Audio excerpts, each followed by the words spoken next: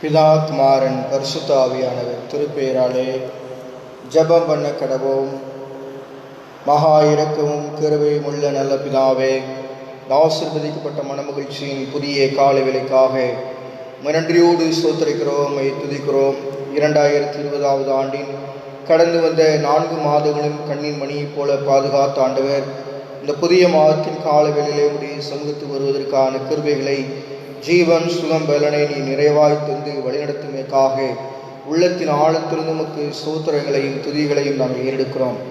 இந்த தேவன் என்னென்னும் உள்ள சதா காலங்களை வழிநடத்துகிற ஆண்டவர் என்ற வார்த்தையின்படியாய் நீர் இக்கட்டான சூழ்நிலை மத்தியிலும் நீர் எங்களை வாழ்வித்து வளப்படுத்தி உலகத்தில் அனைத்து மக்களையும் ஆசீர்வதித்து சுகவாழ்வோடு திரும்பி மீண்டு வருவதற்கான கிருபைகளை வாய்ப்புகளை நீர் தந்து வருகிறீர்களாக உமக்கு நன்றி செலுத்துகிறோம். இந்த மாதங்கள் அநேக சிறு பிள்ளைகள் ஆண்டவருடைய வருகின்ற மாதங்களாகவும், ஆண்டவரை இந்த ஆண்டிலும் ஆன்லைன் மூலமாக நடைபெறுகின்ற விடுமுறை வேதாகம் பள்ளியின் வாயிலாய் அநேக சிறு பிள்ளைகள் மண்டை வருவதற்கான கிருபைகளை தொடர்ந்து ஆண்டவரை அந்த ஊழியங்களில் ஈடுபடுவதன் மூலமாக ஆண்டவர் எங்களுக்கு உதவி செய்து அநேக பிள்ளைகள் மண்டை வருவதற்கான கிருபைகளை வாய்ப்புகளை தந்து தொடர்ந்து வழிநடத்த வேண்டும் என்று நாங்கள் மன்றாடுகிறோம். இந்த புதிய மாதத்தின் கால வேளையிலே கஷ்டங்களோடு வேதனையோடு துன்பங்களோடு இருக்கின்ற எங்களுடைய சூழ்நிலையில் அறிந்த ஆண்டவர், உங்களுடைய வேதனைகள் அனைத்தையும் மாற்றி சுகவாழ்வை திரும்பவும் நீர் எங்களுக்கு தந்து மகிழ்ச்சியோடு உடைய சன்னிதானத்துக்கு மறுபடியான கிருபைகளை நீர்தாமை தந்து வழிநடத்த வேண்டும் என்று நாங்கள் ஜெபிக்கிறோம். கர்த்தருடைய ஆலயத்திற்கு போவோம் வாருங்கள் என்று சொன்னபோது மனமகிழ்ச்சியாக இருந்தேன் என்று சங்கீதக்காரன் பாடுபண்ணமாய் அந்த மனமகிழ்ச்சியின் அனுபவங்களை ஆண்டவர் தாமை தந்து வழிநடத்த வேண்டும் என்று நாங்கள் மன்றாடுகிறோம். துதி கன மகிமை அனைத்து மக்களை செலுத்துகிறோம். இயேசு கிறிஸ்துவின் கேட்கிறோம், ஜீவன் உள்ள நல்ல பிதாவே, ஆமென். மே மாதத்தின் 1ஆம் தேதி உழைப்பாளர் தினம் என்று அனுசரிக்கப்படுகிறது. அநேக தொழிலாளர்களை நாம் ஒவ்வொரு ஆண்டும் இந்த மே மாதம் 1ஆம் தேதியிலே அனுசரித்து அவர்களுக்காக பிரத்தியமாக நாம் ஜெபித்து வருகிறோம். இந்த 2020 ஆண்டிலும் 128ஆம் சங்கீதம் 2ஆம் வசனத்தின் வாயிலாக மே மாதம் 1ஆம் தேதியிலே கர்த்தருடைய வார்த்தை பகிர்ந்து கொள்ள விரும்புகிறேன். உன் கைகளின் பிரயாசத்தை நீ சாப்பிடுவாய், உனக்கு பாக்கியமும் நன்மையும் உண்டாயிருக்கும் என்று சங்கீதக்காரன் சொல்கிறார். 128ஆம் சங்கீதமானது ஒரு ஆரோகண சங்கீதம் என்று அழைக்கப்படுகிறது. இஸ்ரவேல் ஜனங்கள் எருசலேம் ஆலயத்திற்கு செல்லுகின்ற போதெல்லாம் வெகு தூரத்திலிருந்து பயணிக்கின்ற பயணிகள் தங்களுடைய பயணங்களில் இருக்கின்ற வேதனைகளை, களைப்புகளை பல்வேறு விதமான சூழ்நிலை மத்தியிலும் கேள்விகளாக கேட்டு குருவிடத்திலே பதிலை பெற்றுக்கொள்வது வழக்கம். 10 பேராக ஒவ்வொரு குழுவிலும் இருந்து அவர்கள் பாடல்களை பாடிக்கொண்டே எருசலேம் ஆலயத்திற்கு செல்வார்கள். அப்படிப்பட்ட பாடல்களை ஆரோகணம் என்று சொல்லி அழைக்கப்படுகிறோம். ஆரோகணம் என்றால் ஏறுதலின் பாடல்கள், சீயோன் மலை திருப்பயண பாடல்கள் என்று அழைக்கப்படுகின்றது. இந்த 128ஆம் சங்கீதத்தின் வாயிலாக உங்களோடு கர்த்தருடைய வார்த்தையை இந்த கால வேளையிலே நான் பகிர்ந்து கொள்ள விரும்புகிறேன். 128ஆம் சங்கீதத்தில் 2 விதமான எபிரேய வார்த்தைகள் ஆசீர்வாதத்துக்கு பயன்படுத்தப்பட்டிருக்கிறது. ஒன்று அசேரா என்கின்ற எபிரேய பதம், மற்றொன்று பாருக் என்கின்ற எபிரேய பதமானது பயன்படுத்தப்பட்டிருக்கிறது. ஆதியாகமம் 30வது அதிகாரம் 13வது வசனத்தில் அசேரா என்கின்ற பதமும், எரேமியா தீர்க்கதரிசன நூல் 29ஆம் அதிகாரம் 4 முதல் 7 வரையுள்ள பகுதிகளிலே பாருக் என்கின்ற எபிரேய பதமானது பயன்படுத்தப்பட்டிருக்கிறது. திருமறையிலே கொடுக்கப்பட்டிருக்கின்ற ஆண்டவருடைய ஆசீர்வாதங்கள் அனைத்தும் நிபந்தனைகளோடு கூடிய ஆசீர்வாதங்கள், கண்டிஷனல் பிளெஸிங். நாம் நிறைவேற்ற வேண்டிய காரியங்களை நாம் சரியாக நிறைவேற்றுகின்ற போது ஆண்டவர் அவர் நிறைவேற்ற வேண்டிய காரியங்களை, ஆசீர்வாதங்களை சரியான விதங்களிலே சரியான நேரத்திலே அவர் நிறைவேற்றுகிறார். ஏனென்றால் அவர் உடன்படிக்கையின் ஆண்டவர். ஆண்டவர் சொல்லி வைத்திருக்கிற நிறைவான ஆசீர்வாதங்களை சுதந்திரிக்க நீங்கள் நாம் படைக்கப்பட்டிருக்கிறோம். 1வது வசனம், சங்கீதம் 128 1வது வசனத்தை பாடிக்கின்ற போது, கர்த்தருக்கு பயந்து அவர் வழிகளில் நடக்கிறவன் எவனோ அவன் பாக்கியவான். இறை ஆசீர்வாதத்துடைய நிபந்தனையை முதல் வசனத்திலே நாம் பார்க்க முடியும். இறை ஆசீர்வாதத்துடைய நிபந்தனை என்ன?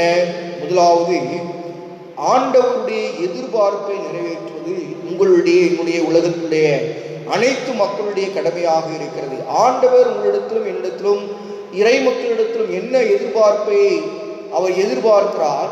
இறையச்சம் உடையவர்களாக இருக்க வேண்டும். கர்த்தருக்கு பயந்து, கர்த்தருக்கு பயப்படுதல் என்றால் என்ன? ஃபியர் ஆஃப் த லார்ட் என்று ஆங்கிலத்திலே சொல்ல முடியும்.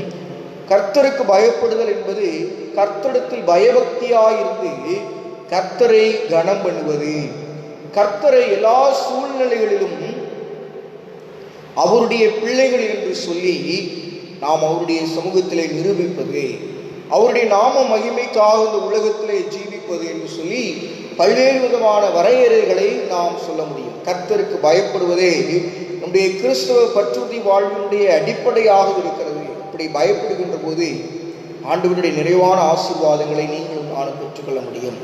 முதலாவது வசனத்திலே இறை ஆசீர்வாதத்துடைய நிபந்தனையாக 3 காரியங்கள் ஒன்று ஆண்டவருடைய எதிர்பார்ப்பை பூர்த்தி செய்வது, இரண்டாவதாக ஆண்டவருடைய வார்த்தைக்கு முதலிடம் கொடுப்பது, அவருடைய வழிகளில் நடக்கிறவன் எவனோ, அவருடைய வழி எது? அவருடைய வார்த்தை தான் நம்முடைய கிறிஸ்துவ வாழ்க்கைக்கு வழியாக இருக்கிறது. சங்கீதக்காரன் சொல்லுகிறாரே 119வது சங்கீதம் 105வது வசனத்திலே, உம்முடைய வசனம் என் கால்களுக்கு தீபம், என்னுடைய பாதைக்கு வெளிச்சமாக இருக்கிறது. வெளிச்சமற்ற ஒரு சூழ்நிலையிலே, தடுமாறுகின்ற வேளையிலே, தத்தளிக்கின்ற நேரங்களிலெல்லாம் அவருடைய வார்த்தைகளை நாம் கேட்கிற போது, தியானிக்கிற போது, அதற்கு நேராக நம்முடைய செவிகளை நாம் சாய்க்கிற போது நம்முடைய வார்த்தைகள் நாம் நடக்க வேண்டிய வழி இது என்று காண்பிக்கின்றதாக இருக்கிறது. இப்படிப்பட்டதான ஒரு இக்கட்டான சூழ்நிலை, ஒருவேளை 90 வயது நிரம்பி இருக்கிற ஒரு முதியவரிடத்தில் கேட்போம் என்றால், இப்படி தேவாலயங்கள் அடைக்கப்பட்டு என்னுடைய வயதிலே பார்க்கவில்லை என்று சொல்லுவதை நாம் கேள்விப்படுகின்றோம். இன்றைக்கு அநேகருடைய ஆயுஷ் நாட்களிலே இப்படி ஒரு பெரிய ஒரு லாக்டவுன் பீரியட், இப்படிப்பட்ட ஒரு கொள்ளை நோய், ஒரு கொடிய வைரஸ், அதுவும் கண்ணுக்கு தெரியாத ஒரு கொள்ளை நோய் இன்றைய மக்களுடைய வாழ்வின் ஆதாரத்தையும் எதிர்காலத்தையும் கேள்விக்குறியாக்குகின்ற ஒரு சூழ்நிலையிலே நீங்கள் நானுடைய தலைமுறைகளும் இருக்கிறோம். ஆண்டவருடைய வார்த்தைகளுக்கு முழுமையுமாய் கீழ்ப்படிந்து அதிலே நிலை நிற்க நீங்களும் நானும் அழைக்கப்பட்டு இருக்கின்றோம். மூன்றாவதாக ஆண்டவருடைய ஆசீர்வாதத்தை பெறுவதற்கான நிபந்தனை என்ன? ஆண்டவருடைய எதிர்பார்ப்பை பூர்த்தி செய்கிறோம், ஆண்டவருடைய வார்த்தைகளுக்கு நம்முடைய செவியை சாய்க்கிறோம், அவருக்கு கீழ்ப்படிய அழைக்கப்பட்டிருக்கிறோம். இறை கீழ்ப்படுதலை நம்முடைய தனிப்பட்ட வாழ்க்கையில், குடும்பத்தில், திருச்சபையில் பெறுகின்ற போதுதான் ஆண்டவருடைய ஆசீர்வாதங்களை முழுமையாக நீங்களும் நானும் பெற முடியும். கர்த்தருக்கு பயந்து அவர் வழிகளில் நடக்கிறவன் எவனோ அவன் பாக்கியவான். எல்லா சூழ்நிலையிலும் ஆண்டவருடைய நிறைவான அசேரா என்கின்ற ஆண்டவருடைய நிறைவான ஆசீர்வாதங்களை நாம் பெற வேண்டும் என்றால் இறை எதிர்பார்ப்பை பூர்த்தி செய்வது, இறைவனுக்கு கீழ்ப்படிவது, இறை வார்த்தைகளை நேசிப்பது, முன்னுரிமை கொடுப்பது, இந்த 3 நிபந்தனையான காரியங்களை நாம் நிறைவேற்றுகின்ற போது ஆண்டவர் சொல்லி இருக்கின்ற ஆசீர்வாதமாய், உன் கைகளின் பிரயாசத்தை நீ சாப்பிடுவாய், உனக்கு பாக்கியமும் நன்மையும் உண்டாயிருக்கிறோம். 2ஆம் 3வது வசனத்திலே இறை ஆசீர்வாதத்துடைய ஈவு சொல்லப்பட்டு இருக்கிறது. இறை ஆசீர்வாதத்துடைய ஈவு என்ன? 2 விதங்களிலே, 2 பரிமாணங்களிலே நாம் இறை ஆசீர்வாதத்துடைய ஈவுகளை நாம் பெற்றுக்கொள்கின்றோம். முதலாவதாக, ஒன்று உழைப்பினுடைய பலன், இரண்டாவதாக உறவுகளின் பலன். உழைப்பினுடைய பலனைத்தான் 2வது வசனத்திலே நாம் படிக்கிறோம். உன் கைகளின் பிரயாசத்தை நீ சாப்பிடுவாய், உனக்கு பாக்கியமும் நன்மையும் உண்டாயிருக்கும். கைகளின் பிரயாசங்களை சாப்பிட முடியாத ஒரு இக்கட்டான ஒரு சூழ்நிலை, உழைக்க முடியாத ஒரு சூழ்நிலை, வேதனையற்ற ஒரு காரியங்கள், இப்படிப்பட்ட சூழ்நிலையில் மத்தியிலும் ஆண்டவர் நமக்கு தருகின்ற அறிவுறுத்துதலான ஆசீர்வாதமான வார்த்தை, உன் கைகளின் பிரயாசத்தை நீ சாப்பிடுவாய், உனக்கு நற்பேரும் நல்வாழ்வும் உனக்கு கிடைக்கும் என்று ஆண்டவர் சொல்வதை இந்த வசனத்தின் வாயிலாக நாம் அறிந்து கொள்கிறோம். உழைப்பினுடைய பலனை பெற்றுக்கொள்வதற்கு ஆண்டவர் நமக்கு அருள் செய்வாராக. இந்த 2020வது ஆண்டில் மே மாதத்திலே வேதனைகளோடு, கஷ்டங்களோடு, இன்னும் பல்வேறு விதமான துயரங்களோடு தனிமைப்படுத்தப்பட்டிருக்கின்ற சூழ்நிலையிலே, வியாபாரங்கள் கேள்விக்குறியாக்கப்பட்டிருக்கின்ற வேளைகள் மத்தியிலும் ஆண்டவர் நமக்கு தருகின்ற ஒரு வார்த்தை, கைகளின் பிரயாசத்தை நீ சாப்பிடுவாய். அன்றன்றுள்ள ஆகாரத்தை தருவதற்காக உங்களையும் என்னையும் ஆண்டவர் வைத்திருக்கிறார். பரமபிதாவினுடைய நோக்கம் நிறைவான ஆசீர்வாதங்களை நீங்களும் நான் பெறுவதற்கு. எப்படி இறை ஆசீர்வாதத்தினுடைய ஈவுகளாக இந்த இரண்டு காரியங்களை நாம் பெற்றுக்கொள்ளுகின்றோம். நீதிமொழிகளின் புஸ்தகம் 19வது அதிகாரம் 14வது வசனத்திலே ஸ்ரீயை குறித்து சொல்லுகின்ற போது அங்கு படிக்க முடிகிறது. புத்தியுள்ள மனைவியோ கர்த்தர் அருளும் ஈவு. நீதிமொழிகள் 19:14. 127ஆம் சங்கீதம் 4வது வசனத்திலே இதோ பிள்ளைகள் கர்த்தரால் வரும் சுதந்திரம். ஆண்டவருடைய ஆசீர்வாதமாகிய ஈவுகளை நாம் உறவுகளின் வாயிலாக பெற்றுக் கொள்கிறோம். 128ஆம் சங்கீதம் 3வது வசனம், உன் மனைவி உன் வீட்டோர்களில் கணிதரும் திராட்சை கொடியை போல் இருப்பாள். உன் பிள்ளைகள் உன் பந்தியை சுற்றும் ஒளிவமர கன்றுகளைப் போல் இருப்பார்கள். இரண்டு விதமான அக்ரிகல்ச்சர் மெட்டபோர் என்று அழைக்கப்படுகின்ற விவசாயம் சார்ந்த இரண்டு விதமான உருவகங்களை நாம் பார்க்கின்றோம். 3வது வசனத்திலே உன் மனைவி உன் வீட்டோரங்களில் கணிதரும் திராட்சை கொடியை போல் இருப்பாள். மனைவியை குறித்து சொல்லுகின்ற போது திராட்சை கொடியை போல் இருப்பாள் என்று வேதவசனம் சொல்லுகிறது. பிள்ளைகளை குறித்து சொல்லுகின்ற போது ஒளிவமர கன்றுகளைப் போல் இருப்பார்கள் என்று சொல்லப்பட்டு இருக்கிறது. திராட்சை செடியாக அல்ல, மனைவி திராட்சை கொடி. ஆண்டவராக இயேசு கிறிஸ்து தான் திராட்சை செடி, நானே மெய்யான திராட்சை செடி என்கிறார். ஆக மனைவியானவள் உறவுகளினுடைய பின்னலாக இருக்கின்ற போது அந்த இல்லத்திற்குள் நிறைவான ஆசீர்வாதங்கள் இருக்கும். உன் மனைவி உன் வீட்டோரங்களில் என்று சொல்வதை காட்டிலும் உன்னுடைய வீட்டிற்குள்ளே மனைவி திராட்சை கொடியை போல் இருப்பாள். திராட்சை ரசமும் திராட்சை பழமும் திராட்சை செடியும் இஸ்ரவேலுடைய வாழ்க்கையிலே பின்னி பிணையப்பட்ட ஒரு அது சுவை தருகின்றதாய் கனி நிறைந்த வாழ்க்கையை கொடுக்கின்றதாய் இருக்கிறது போல மனைவி வீட்டிற்குள் தாம் நிறைவேற்ற வேண்டிய பொறுப்புகளை நிறைவேற்றுகின்ற போது ஆண்டவருடைய ஆசீர்வாதத்துடைய ஈவுகளை பெற்றுக் கொள்வதற்கு உதவி செய்கிறார். பிள்ளைகளை குறித்து பார்க்கின்ற போது உருவகமாக சொல்லப்பட்டிருக்கிறது. விவசாயம் சார்ந்த மெட்டபோர்ஸ் பயன்படுத்தப்பட்டிருக்கிறது. அது ஒளிவு மரக்கன்றுகள். நீண்ட ஆயுள் நாட்களை இந்த ஒளிவு மரம் பெற்றிருக்கிறது. சுக வாழ்வு பெறுவதற்கு இந்த ஒளிவ எண்ணெய்களை பயன்படுத்துகிறார்கள். பிணியிலிருந்து நீக்கிற ஒரு எண்ணெயாக நம்முடைய பிள்ளைகள் நீண்ட ஆயுள் நாட்களை பெறுவார்கள். இறை ஆசீர்வாதத்துடைய ஈவுகள் என்ன? நீ உழைப்பினுடைய பலனை பெற்றுக் கொள்வாய். இரண்டாவதாக உறவுகளின் பலனை பெற்றுக் கொள்வாய். உங்களுடைய வாழ்க்கை திராட்சை செடியாகிய ஆண்டவராக இயேசு கிறிஸ்துவோடு இணைந்து இறை உறவிலே நிலைத்திருந்து படர்ந்து காணப்படுகிறது. அப்பொழுது இறை ஆசீர்வாதத்துடைய ஈவுகளாகிய உறவுகளின் பலனையும் உழைப்பினுடைய பலனையும் நிச்சயமாய் நீங்களும் நானும் பெற்றுக்கொள்வோம். இழந்திருக்கின்ற இப்படிப்பட்ட ஒரு இக்கட்டான சூழ்நிலைகள், இழந்து காணப்படுகின்ற இருண்ட ஆன்மீக வாழ்க்கை, இவற்றிலிருந்து விடுதலை தர ஆண்டுடைய சமூகத்திலே மே மாதம் 1ஆம் தேதியிலே நாம் அர்ப்பணிக்க அழைக்கப்படுகின்றோம். மூன்றாவதாக 128ஆம் சங்கீதத்திலே நாம் பார்க்கிறோம் 4வது வசனம், இதோ கர்த்தருக்கு பயப்படுகிற மனுஷன் இவ்விதமாய் ஆசீர்வதிக்கப்படுவான். இறை ஆசீர்வாதத்துடைய உறுதியை இந்த சங்கீதத்திலே இந்த வசனத்தின் வாயிலாக அறிந்து கொள்ள முடிகிறது. இறை ஆசீர்வாதத்துடைய உறுதி என்ன? இவ்விதமாய் பொதுமொழிபெயர்ப்பிலே இத்தகைய என்கின்ற பதமானது பயன்படுத்தப்படுகிறது. எத்தகைய ஆசீர்வாதம்? மேலே கூறப்பட்ட ஆசீர்வாதங்கள், மனைவிக்கு கொடுக்கப்பட்ட, பிள்ளைகளுக்கு கொடுக்கப்பட்ட, உழைப்பினுடைய பலனுக்காக நாம் பெறுகின்ற ஆண்டுடைய ஆசீர்வாதங்கள். அது இறை முன்மாதிரிகளை முன்வைத்திருக்கிறது. ஆண்டவர் நிறைவேற்றுவேன் என்று சொன்ன காரியங்களை நிறைவேற்றுகிறார். நீங்களும் நானும் அந்த ஆண்டவருடைய எதிர்பார்ப்புகளை, இறை வார்த்தைக்கு கீழ்ப்படுகின்ற சிந்தனைகளை பெறுகின்ற போது ஆண்டுடைய ஆசீர்வாதங்களை ஈவுகளாக நாம் பெறுகிறோம். மீண்டுமா இந்த வசனத்திலே இறை அச்சமானது ஆண்டவருக்கு பயப்படுகின்ற பயம் என்பது ஆனது நிரூபிக்கப்படுவதை நாம் பார்க்கிறோம்.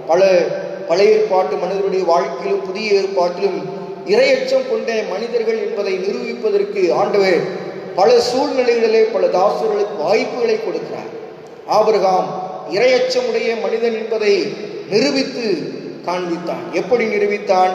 ஈசாக்கை பலியிடுவதன் மூலமாய், இறையச்சம் பலியிட கொடுக்க சென்றதின் மூலமாய் இரையச்சம் உள்ள மனிதன் என்பதை நிரூபிக்கிறார். நீங்களும் நானும் ஆண்டுடைய சமூகத்தில் நம்முடைய திறமைகளை, நம்முடைய தாளந்துகளை, நேரங்களை, நம்முடைய தலைமுறைகளை, தேசத்தை மீண்டுமாய் ஒரு விசை முழுவதுமாக அர்ப்பணிக்கின்ற போது இறை ஆசீர்வாதத்துடைய உறுதியான நிலைப்பாட்டிற்குள் செல்வோம் என்பதிலே எந்த விதமான சந்தேகம் இல்லை. இறை முன்மாதிரிகளும் இறை அச்சமும் இறை ஆசீர்வாதத்தை பெறுவதற்கு உறுதியான சான்றுகளாக இருக்கின்றது. நான்காவதாக 128ஆம் சங்கீதத்திலே படிக்கிறோம் 5-6 வசனங்கள். முதல் வசனத்திலே இறை ஆசீர்வாதத்துடைய நிபந்தனையை பார்த்தோம். 2ஆம் 3ஆம் வசனத்திலே இறை ஆசீர்வாதத்துடைய ஈவுகளை நாம் பார்த்தோம். 4ஆம் வசனத்தில் இறை ஆசீர்வாதத்துடைய உறுதியை பார்த்தோம். 5-6 வசனங்களிலே இறை ஆசீர்வாதத்துடைய மேன்மை, இறை ஆசீர்வாதத்துடைய மேன்மை எதிலே இருக்கிறது? ஒன்று, இறை மக்களை சந்திப்பதிலே, பார்ப்பதிலே. 5வது வசனம், கர்த்தர் சீயோனிலிருந்து உன்னை ஆசீர்வதிப்பார். கர்த்தர் சீயோனிலிருந்து உன்னை ஆசீர்வதிப்பார். சீயோன் கர்த்தருடைய பர்வதம், கர்த்தருடைய இடம். அது கர்த்தருடைய மக்கள் ஒன்று கூடுகின்ற ஒரு இடம். இறை மக்கள் ஒருவரை ஒருவர் சந்திக்கின்ற ஒரு இடம். இறை மக்கள் ஒருவரை ஒருவர் தங்களுடைய வாழ்வின் எல்லா விதமான தேவைகள் மத்தியிலும் ஆண்டுடைய சமூகத்திலே வந்து காத்திருந்து ஜெபிக்கின்ற ஒரு இடம். அதுதான் இறை ஆசீர்வாதத்துடைய மேன்மை. இதோ சகோதர சகோதரில் ஒருமித்து வாசம் பண்ணுகிறது. எத்தனை நன்மை, எத்தனை இன்பமானதாக இருக்கிறது. இந்த காலகட்டங்களிலே ஆண்டுடைய பிள்ளைகளாக நாம் ஒருமித்து ஆண்டுடைய ஆலயத்திற்கு வர முடியாத ஒரு சூழ்நிலை. இந்த சூழ்நிலையை மீட்டு தருவதற்கு மே மாதம் 1ஆம் தேதியிலே ஆண்டவர் நமக்கு மீண்டுமாய் ஒரு வாய்ப்பை தருவேன் என்று ஆண்டவர் திருவுளம் பெற்றுகிறார். கர்த்தர் சீயோனிலிருந்து உன்னை ஆசீர்வதிப்பார். ஆண்டுடைய பர்வதத்திலிருந்து நிறைவான ஆசீர்வாதங்களை பெறுவோம். இறை ஆசீர்வாதத்துடைய மேன்மை என்ன? இறை மக்கள் ஐக்கியப்படுவது, ஒருவரை ஒருவர் இறை மக்களை பார்ப்பது. இரண்டாவதாக இறை சந்ததிகளை காணுகின்ற ஒரு பாக்கியம். 128ஆம் சங்கீதம் 6வது வசனத்திலே நீ உன் பிள்ளைகளையும் பிள்ளைகளின் பிள்ளைகளையும் காண்பாய். Generation after generation. யோபு 42:16 படிக்கின்ற போது யோபு பக்தனுடைய ஆயுள் நாட்கள் 140 வருஷம். யோபு 140 வருஷம் உயிரோடு இருந்து 4 தலைமுறைகளையும் கண்டான். 4 தலைமுறைகளையும் கண்டான். இன்றைய சூழ்நிலையிலே ஒரு தலைமுறைகளை பார்ப்பதே மிகப்பெரிய ஒரு சவாலாக இருக்கிறது. ஆனால் இறை ஆசீர்வாதத்துடைய மேன்மையாக இருப்பது என்ன? நீ உன் பிள்ளைகளையும் பிள்ளைகளின் பிள்ளைகளையும் காண்பார். இறை மக்கள் ஐக்கியப்படுகின்ற ஒரு சூழ்நிலை, இறை சந்ததிகளை பார்க்கின்ற மாபெரும் வாய்ப்பு. இதை ஆண்டவர் நமக்கு நல்குவேன், தருவேன் என்று வாக்குத்தத்தம் பண்ணி இருக்கிறார். இப்படி மேலான ஆசீர்வாதங்களை நீங்களும் நானும் சுதந்திரிக்க வேண்டும் என்றால் ஆண்டவருடைய ஆசீர்வாதத்துடைய பெறுவதற்காக நிபந்தனைகளை நிறைவேற்ற அழைக்கப்படுகிறோம். ஆண்டவர் கொடுக்கின்ற நிபந்தனை என்ன? அவருடைய எதிர்பார்ப்பை பூர்த்தி செய்வது, அவருடைய வழிகளில் நடப்பது, அவருடைய வார்த்தைகளை நேசிப்பது, அவருடைய வழிகளில் நடப்பதற்கு சமானம். ஆண்டுடைய சத்தத்திற்கு கீழ்ப்படிவது, ஆண்டவருக்கு பயந்து அவரை கனம் பண்ணி முழு வாழ்க்கையையும் முக்கியத்துவம் கொடுத்து முழுமையாக நாம் அவரை சேவிப்போம் என்றால் பிள்ளைகளையும் பிள்ளைகளையும் பிள்ளைகளையும் காணுகின்ற வாய்ப்பும், கைகளின் பிரயாசங்களை சாப்பிடுகின்ற வாய்ப்பையும் ஆண்டவர் நமக்கு அருள் செய்வார். ஏனென்றால் கர்த்தருடைய ஆசீர்வாதமே ஐஸ்வர்யத்தை தரும், அதோடு வேதனையை கூட்டார். வேதனையான சூழ்நிலைகளிலே, இக்கட்டான நிலைமைகளிலே, தேசம் முழுமைக்கும் பொருளாதாரம் பின்தங்கி வருகின்ற நிலைமையிலே அநேக மக்கள் அழுகையோடு, வேதனைகளோடு, பசியோடு, வறுமையோடு இன்றைக்கு தங்களுடைய வாழ்வின் ஆதாரங்கள் முழுவதுமாக போய்கொண்டிருக்கின்ற வேளையிலே நாம் நிச்சயமாக உழைப்பாளர்களை, தொழிலாளர்களை, நம்முடைய இறை வேண்டல்களை நினைவு கூற அழைக்கப்படுகிறோம். இறை சன்னிதானத்திற்கு வர முடியாத ஒரு சூழ்நிலைக்காக நாம் மனம் வருந்தி நம்முடைய இல்லங்களிலிருந்து ஆண்டவரை நோக்கி பார்த்து ஒவ்வொருவரும் தனிப்பட்ட ஜெபங்களிலே ஆண்டவருடைய சமூகத்திலே பாவ அறிக்கை செய்து ஆண்டுடைய நிறைவான ஆசீர்வாதங்களை பெற்றுக்கொள்வோம். மே மாதம் 1ஆம் தேதியிலே ஆண்டுடைய வார்த்தைகள் வாழ்க்கையிலே அறிவுறுத்துதலாக, ஆலோசனையாக, ஆசீர்வாதமாக வருகிறது. கைகளின் பிரயாசத்தை நீ சாப்பிடுவாய், உனக்கு வாக்கியமும் நன்மையும் உண்டாகும். கண்களை மூடுவோம். கர்த்தரை பார்ப்போம். கிருபை நிறைந்த நல்ல ஆண்டவரே, அனைத்து ஆசீர்வாதங்களுக்கும் அருட்கொடைகளுக்கும் உடமாயிருக்கிற எங்கள் அன்பு நிறைந்த பிதாவே, இந்த மனமகிழ்ச்சியின் புதிய கால விலைக்காக நமக்கு நன்றி செலுத்துகிறோம். கடந்து வந்த 4 மாதங்களின் கண்ணின் மணியைப் போல பாதுகாத்தீர், பராமரித்தீர். ஜீவன் சுகம் பலனை நிறைவாக நீங்கள் தந்திருக்கிறீர். இந்த கொடிய தொற்று வியாதியின் மூலமாக ஒவ்வொரு நாளும் தனிமைப்படுத்தப்பட்ட சூழ்நிலையிலே சென்று கொண்டிருக்கிற தேசத்தின் மக்களுக்காய், நம்முடைய தமிழகத்துக்காக நாங்கள் பாரத்தோடு ஜெபிக்கிறோம் ஆண்டவரே. இப்படிப்பட்ட சூழ்நிலை நீண்டு கொண்டு செல்வோம் என்றால் அநேகருடைய வாழ்க்கை, அநேகருடைய எதிர்காலங்கள், பொருளாதாரங்கள் கேள்விக்குறியாக்கப்படும். கிருபையாய் தயவாய் உடைய சமூகத்திலே நாங்கள் மனம் திரும்புகிறோம். உடைய சமூகத்திலே நாங்கள் வருகிறோம்.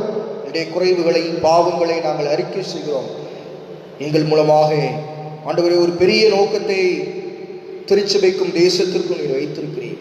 உடைய பிள்ளைகளாய் இந்த தேசம் உடைய ஆளுகையின் கீழ் வருவதற்கு நீர் எங்களுக்கு ஒரு விசையாய் மறுபடியும் வாய்ப்பை தந்து இப்படிப்பட்ட கடினமான சூழ்நிலை மத்தியில் சென்று கொண்டிருக்க அனைத்து மக்களையும் மகிழ்ச்சிப்படுத்தும். உடைய வாழ்க்கையின் கண்ணீரை துடைத்து உடைய வாழ்க்கையில் நிறைவான ஆசீர்வாதங்களை தேவன் தாமே கொடுத்து தொடர்ந்து வழிநடத்த வேறுபடி ஜெபிக்கிறோம். தனிமைப்படுத்தப்பட்ட சூழ்நிலை மருத்துவமனைகளிலே சிகிச்சை பெற்று வருகிற ஒவ்வொரு மனிதர்களுக்காக, நோயாளிகளுக்காக நாங்கள் பாரத்தோடு ஜெபிக்கிறோம். சுக வாழ்வை தருகிற ஆண்டவர், நானே உன் பரிகாரியாக கர்த்தர் என்று சொன்ன தகப்பன், இந்த காலை வேளையிலே ஆண்டவர் தாமே அவர்களை தொட்டு சுகமாக்கி நிறைவான நன்மைகளை கொடுத்து வழிநடத்து சுவாமி. வேதனைகளோடு, கஷ்டங்களோடு ஆண்டவரே பற்பட்ட கடினமான காரியங்களோடு போராடி கொண்டிருக்கிற மக்களுக்கு ஆண்டவர் தாமே கிருபை பாராட்டும்படியாய், உம்முடைய சுகத்தை கொடுக்கும்படியாய், இந்த தேசத்தின் நிலைமையை மாற்றித்தர வேண்டும் என்று நாங்கள் மன்றாடுவோம். இந்த மாபெரும் திருப்பணிகளிலே தங்களுடைய உயிரை பணையை வைத்து பணியாற்றுகின்ற மருத்துவர்கள், செவிலியர்கள், சுகாதார பணியாளர்கள், காவல்துறை பணியாளர்கள், அதிகாரிகள், இன்னும் பற்பல நிலைமையிலே பணியாற்றுகிற அமைச்சர்கள், எங்களுடைய பாரத தேசத்தின் தலைவர்கள் அனைவருக்கும் சுகவாழ்வித்தார். இப்படிப்பட்ட பணிகளை ஈடுபடுகிற அனைவருக்கும் சுகவாழ்வை தேவன் தாமே கொடுத்து இந்த நிலைமையை மாற்ற வேண்டும் என்று தயவாய் உடைய சமூகத்திலே நாங்கள் பாரத்தோடு ஜெபிக்கிறோம், பாரத்தோடு மன்றாடுகிறோம். தேவன் கிருபை பாராட்ட வேண்டும் என்று நாங்கள் ஜெபிக்கிறோம். உன் கைகளின் பிரயாசத்தை நீ சாப்பிடுவாய், உனக்கு பாக்கியமும் நன்மையும் உண்டாயிருக்கும் சொன்ன ஆண்டவர். அடித்தட்டு மக்கள், தொழிலாளர்களை நினைவு கூறும். வாழ்க்கையிலே தேவன் புதிய ஆசீர்வாதங்களை கொடுத்து இந்த வருடத்தின் நன்மைகளாலும் ஆசீர்வாதங்களினாலும் நீர் தாமே நிறைத்து வழிநடத்த வேண்டும் என்று ஜெபிக்கிறோம். ஆண்டவர் இயேசு கிறிஸ்துவின் இனிய திருப்பெயரிலே மிகுந்த மனத்தாழ்வோடு வேண்டிக் கொள்கிறோம். அன்பு நிறைந்த பிதாவே, ஆமென். பரமண்டலங்களில் இருக்கிற எங்கள் பிதாவே, நாமும் பரிசுத்தப்படுவதாக, உடைய ராஜ்யம் வருவதாக, உடைய சித்தம் பரமண்டலத்தில் செய்யப்படுகிறது போல பூமியும் செய்யப்படுவதாக. அன்றுள்ள அப்பத்தில் நின்று தாரும். எங்களுக்கு விரோதமாய் குற்றம் செய்வதற்கு நாங்கள் மன்னிக்கிறது போல எங்கள் குற்றங்களை எங்களுக்கு மன்னி. எங்களை சோழில் பிரவேசிக்க கொள்ளாமல் தீங்கு ரசித்துக் கொள்ளும். ராஜ்யம் வல்லமை மகிமை என்னென்றைக்கு முடியவில்லை. ஆமென். கர்த்தர் உங்களை ஆசீர்வதித்து காக்க கடவர். கர்த்தர் தம்முடைய திருமுகத்தின் மேல் பிரகாசிப்பதில் கிருபையாயிருக்க கடவர். கர்த்தர் தம்முடைய திருமுகத்தின் மேல் பிரகாசிப்பதில் உங்களுக்கு சமாதானம் கட்டளையிட கடவர். ஆமென். என் ஆத்துமாவே கர்த்தரை ஸ்தோத்திரி, என் முழு உள்ளமே உடைய பரிசுத்த நாமத்தை ஸ்தோத்திரி. என் ஆத்துமாவே கர்த்தரை ஸ்தோத்திரி, கர்த்தர் செய்த சகல உபகாரங்களையும் ஒரு நாளும் மறவாதே. ஆமென். கர்த்தர் உங்களோடு இருப்பாராக, தமது ஆவியோடு இருப்பாராக. சமாதானத்தோடு இருக்க கடவோம். கர்த்தருடைய நாமத்தினாலே ஆமென். ஸ்தோத்திரம்.